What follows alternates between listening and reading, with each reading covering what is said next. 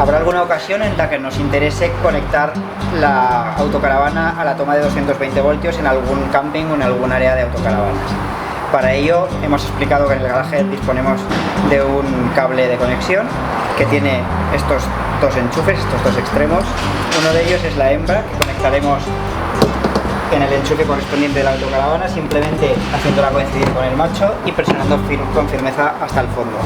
Para liberar posteriormente el cable, pulsaremos un pulsador que encontramos a su lado y extraemos hacia nosotros el enchufe.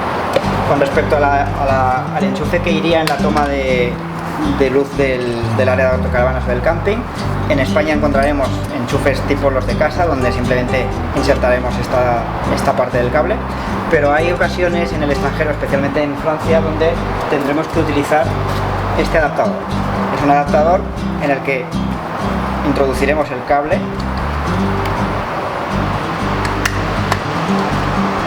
y la toma de luz del camping es la hembra correspondiente a este enchufe.